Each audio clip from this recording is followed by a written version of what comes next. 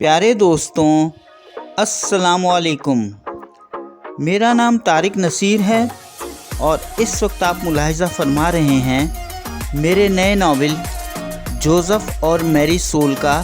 सरवर्क। और इस वक्त आपकी खिदमत में मेरी इस नई तहरीर करदा नावल की पहली वीडियो किस्त पेश की जा रही है, जो कि सफ़ा नंबर 1 से लेकर सफ़ा नंबर 10 तक के सफ़हात पर मुश्तमिल है। तो आइए दोस्तों, अब हम अपने इस नए नावल की पहली वीडियो किस्त का आगाज़ करते हैं। बिस्मिल्लाहिर्रहमानिर्रहीम। जोसेफ और अमांडा एक दूसरे को बहुत पसंद करते थे और वो दोनों एक दूसरे से मोहब्बत करते थे और उन दोनों की मंगनी तय हो चुकी थी। नौजवान और ख़ूबसूरत जोसेफ ने बहुत मेहनत से अपना जायदादों का एक नया कारोबार बनाया था और फिर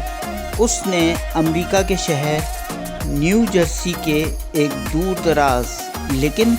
एक पुरसुकून इलाके में अपने लिए एक शानदार मेंशन ख़रीद लिया था, क्योंकि वो वहाँ पर अपनी ज़ाती ज़िंदगी को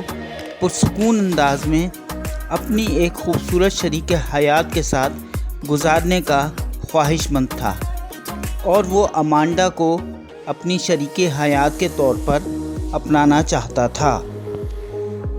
फिर एक रोज़ जोसेफ और अमांडा अपनी कार ऑडी Q5 मॉडल 2018 में, जो कि एक अमेरिका के शहर न्यू जर्सी के एक शॉपिंग मॉल वाक़े 90 डेंटन एवेन्यू पासे की कार पार्किंग में खड़ी हुई थी, उसमें बैठे हुए थे। उस वक्त अमांडा अपनी कार की ड्राइविंग सीट पर बैठी हुई थी।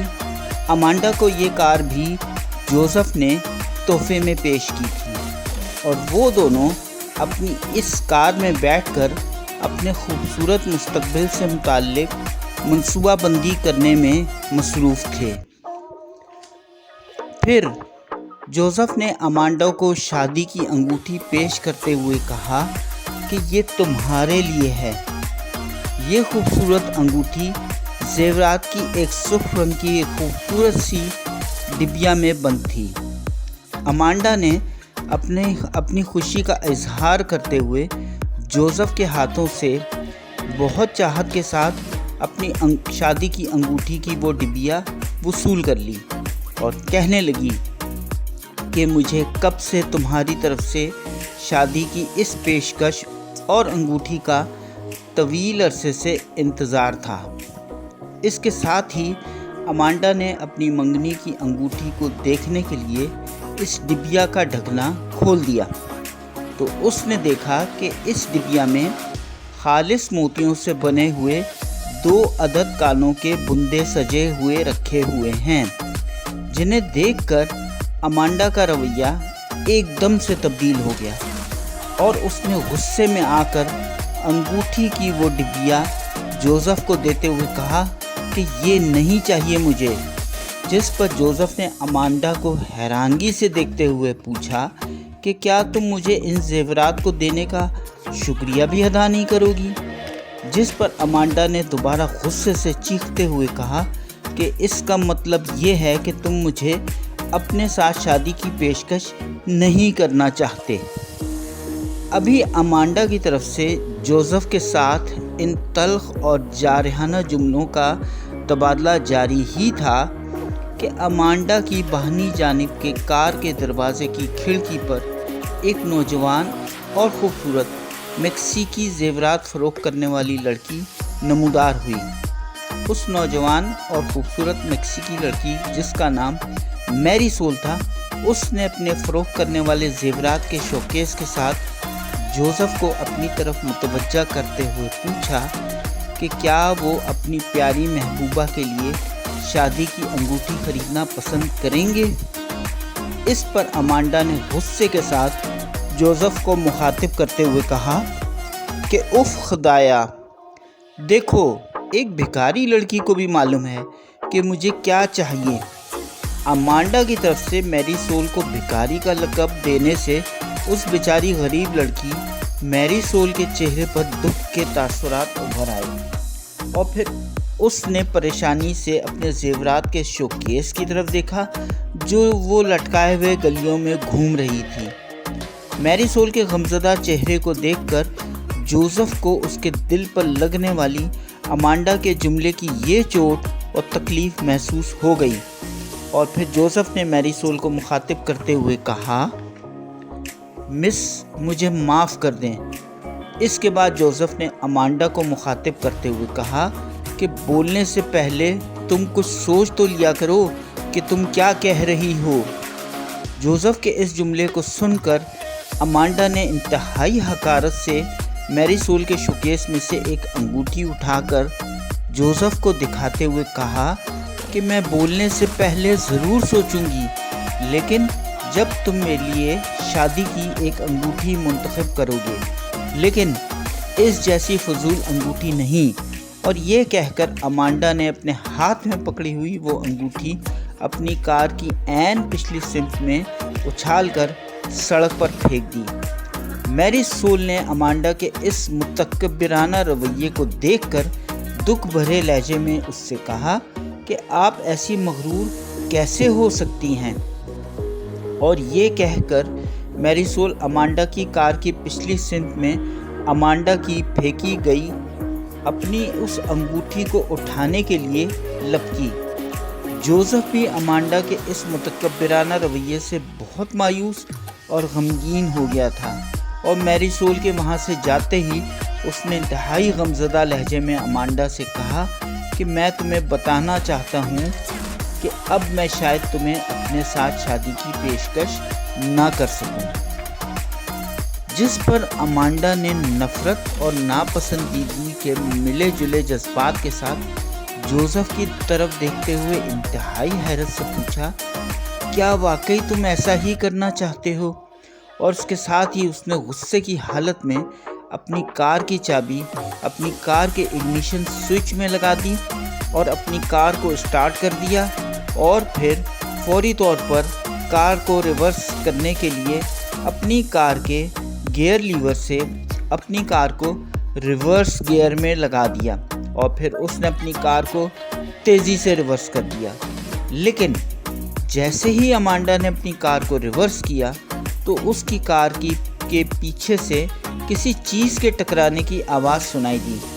और इस टक्कर के साथ ही उसे किसी की दर्द भरी चीख की आवाज़ भी सुनाई दी। अमांडा ने खौफ की हालत में अपनी कार के फ्रंट रियर व्यू मिरर से कार की पिछली विंडशील्ड की तरफ देखा तो उसे अंदाज़ा हुआ कि उससे एक हादसा पेश आ गया है। जोसेफ ने गुस्से से अमांडा की तरफ देखते हुए कहा कि ये क्या कर दिया तुमने। अमांडा ने फौरी तौर पर अपनी कार को ब्रेक लगाई और अपनी कार को पहले गियर में मुंतकिल करके अपनी कार को पार्किंग की साबिका जगह पर लाकर रोक दिया। जोसेफ फौरी तौर पर अपनी कार से उतरकर अपनी कार की पिछली तरफ भागता हुआ आया, जहां पर मैरी सोल ज़मीन पर ज़ख्मी हालत में गिरी हुई पड़ी हुई थी और उसके जेवरात वाले शोकेस का सामान भी गिरकर इधर उधर बिखर गया था। जोसेफ ने आकर हमदर्दी से मैरी सोल को उठाने की कोशिश की, लेकिन मैरी सोल ने उसी वक्त उसे कहा कि नहीं नहीं, प्लीज़ मुझे अस्पताल लेकर ना जाएं। लेकिन जोसेफ ने मैरी सोल को तसल्ली देते हुए कहा कि आप मुझ पर भरोसा करें, सब ठीक हो जाएगा। इतनी देर में अमांडा भी अपनी कार से उतरकर अपनी कार की पुश्त पर आ गई और सूरत हाल का जायज़ा लेने लगी। इस दौरान मैरी सोल अपनी तकलीफ़ को भूलकर जोसेफ के चेहरे और उसकी खूबसूरत आंखों को बगौर देखते हुए अपने दिल में सोचने लगी कि क्या मैं वाकई एक अमीर आदमी की कार के नीचे आ गई हूँ और क्या मैं वाकई इनकी मोहब्बत में और इनकी बाहों में आन गिरूंगी। और फिर जोसेफ भी मैरी सोल को देखकर मुस्कुराने लगा और फिर जोसेफ मैरी सोल को लेकर न्यू जर्सी के नवाह में वाक़ शहर से दूर एक जन्नत नज़ीर वादी और घास के खूबसूरत मैदान के वस्त में वाक़ अपने खूबसूरत मेंशन में लेकर पहुंच गया। जोसेफ के इस खूबसूरत मेंशन में पहुंचने के बाद ही जोसेफ ने मैरी सोल को अपनी اور امانڈا کے مستقبل کی خوابگاہ میں پہنچا دیا، جہاں پر میری سول کے ابتدائی طبی معائنے کے لیے جوزف نے اپنے قریبی دوست ڈاکٹر کو بھی فوری طور پر اپنے گھر پر طلب کر لیا تھا، اور انہوں نے میری سول کے ابتدائی طبی معائنے کے بعد یہ خدشہ ظاہر کیا کہ میری سول کی باہنی ٹانگ کی نچلی ہڈی میں فریکچر کا امکان ہو سکتا ہے، اور انہیں ایکس رے کے لیے ہسپتال لے کر جانا ضروری قرار دے دیا تاکہ وہاں پر ان کی مکمل طبی صحت کا خیال رکھا جا سکے۔ لیکن پھر میری سول نے گھبرا کر دوبارہ سے اپنے ہسپتال لے جانے کی مخالفت کر دی، اور پھر اس نے جھجکتے ہوئے جوزف کو بتایا کہ اس کے پاس ہیلتھ انشورنس بھی نہیں ہے، جس پر جوزف نے میری سول کو تسلی دیتے ہوئے کہا کہ وہ اس بات کی فکر نہ کرے کیونکہ وہ ہسپتال کے تمام طبی اخراجات خود برداشت کرے گا۔ جوزف کی اس بات کو سن کر میری سول مزید پریشان ہو گئی، تو ڈاکٹر نے میری سول کو ہلنے جلنے سے منع کرنے کی ہدایت کر دی، جس پر میری سول نے جوزف اور ڈاکٹر کو بتایا کہ اگر وہ اسے ہسپتال لے کر گئے تو پولیس اسے گرفتار کر لے گی، کیونکہ وہ امریکہ میں غیر قانونی تارک وطن ہے اور پولیس اسے فوراً گرفتار کر لے گی۔ میری سول کی یہ بات سن کر جوزف نے میری سول کو کہا، پھر تو تمہیں یہیں پر ٹھہرنا چاہیے۔ امانڈا بھی جوزف کی پشت پر کھڑے ہو کر اس سارے منظرنامے کو بیزاری کی کیفیت سے دیکھنے میں مصروف تھی، اور ساتھ ساتھ وہ اپنے شیمپین کے گلاس سے چسکیاں بھی بھر رہی تھی۔ پھر جوزف نے ڈاکٹر سے مخاطب ہوتے ہوئے کہا کہ آپ میری سول کی مدد کریں، لیکن ڈاکٹر نے خوفزدہ انداز میں جوزف کو خبردار کرتے ہوئے کہا یہ سب غیر قانونی ہے، جس پر جوزف نے ڈاکٹر کو جواب دیا کہ جیسے میری سول کہہ رہی ہے آپ ویسے ہی کریں، کیونکہ میں میری سول کی بیماری کے تمام اخراجات خود ادا کروں گا۔ جس پر ڈاکٹر نے جوزف کو جواب دیا کہ اچھا چلیں ٹھیک ہے، میری سول یہیں پر رہے گی اور اس کا علاج بھی یہیں پر ہوگا، اور اس علاج میں کم از کم 2 ہفتے لگ جائیں گے۔ 2 ہفتوں کے علاج کا سن کر تو ہم امانڈا کے ہوش ہی اڑ گئے، اور پھر اس نے گھبراہٹ سے بے ساختہ ہو کر جوزف سے پوچھا کہ یہ تو علاج کا بہت طویل عرصہ ہے، اور اس کے بعد وہ میری سول کے بستر کے قریب آئی اور میری سول کو نفرت کی نگاہ سے دیکھتے ہوئے جوزف کو کہنے لگی کہ کم از کم اسے ہماری خوابگاہ سے تو باہر نکالو۔ جس پر جوزف نے امانڈا کو ڈانٹتے ہوئے اس کے قریب آیا اور اسے دھمکی آمیز انداز میں مخاطب کرتے ہوئے کہا کہ میری سول تمہاری وجہ سے ہی آج اس حال تک پہنچی ہے، تو اس لیے اب یہ خوابگاہ میری سول کی ہے۔ جس پر امانڈا نے برا سا منہ بنا کر یہ کڑوی گولی نگل لی۔ میری سول ان دونوں کی تلخ گفتگو کے درمیان میں مخل ہوتے ہوئے بولی کہ اسے کام چاہیے۔ میری سول کی اس بات پر جوزف اس کے قریب آیا اور اس کے کندھے پر محبت سے اپنا دایاں ہاتھ رکھتے ہوئے بولا کہ میرا وعدہ ہے کہ تمہیں ایسا کچھ بھی کرنے کی ضرورت نہیں پڑے گی، اور میں بذات خود تمہارا خیال رکھوں گا،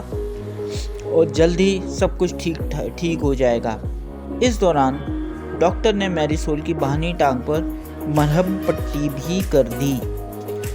اور پھر میری سول نے اپنے دل میں جوزف کی تابعداری بھی قبول کر لی، لیکن اسے معلوم نہیں تھا کہ وہ جلد ہی جوزف کی محبت میں بھی گرفتار ہونے والی ہے۔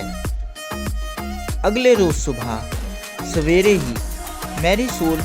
اپنے بستر پر بیٹھ کے اپنے باقی ماندہ پتھروں اور مصنوعی زیورات کو ترتیب دینے میں مشغول ہو گئی تھی۔ عین اسی وقت میری سول کی دونوں ٹانگیں مرہم پٹی ہونے کی وجہ سے ننگی تھیں، جنہیں ڈھانپنے کے لیے میری سول کو اپنے دوپٹے کا سہارا لینا پڑا۔ اس دوران جوزف بھی میری سول کے کمرے میں صبح بخیر کہتے ہوئے اندر داخل ہو گیا۔ اس وقت جوزف نے اپنے دونوں ہاتھوں میں صبح کے ناشتے کی ایک بڑی سی ٹرے بھی اٹھائی ہوئی تھی، جس میں میری سول کے لیے صبح کا ناشتہ تھا۔ میری سول کو جوزف سے اس طرح کی خدمت کا کام لیتے ہوئے دیکھ کر بڑی بے حد شرمندگی ہونے لگی تھی، کیونکہ وہ اپنے خیالوں میں جوزف کو دیکھنے لگی تھی۔ جوزف نے ناشتے کی ٹرے میری سول کے بستر پر رکھتے ہوئے میری سول کو بتایا کہ وہ جانتا ہے کہ وہ اس وقت کیا سوچ رہی ہے، جس پر میری سول نے حیرانگی سے جوزف کو دیکھا اور پوچھا کہ آپ بتائیں کہ میں کیا سوچ رہی ہوں، جس پر جوزف نے میری سول کو بتایا کہ یہی کہ میں نے یہ میکسیکی ناشتے کی غذا جس کا نام کیسیڈیا ہے کیسے تیار کر لی ہے۔ جاری ہے۔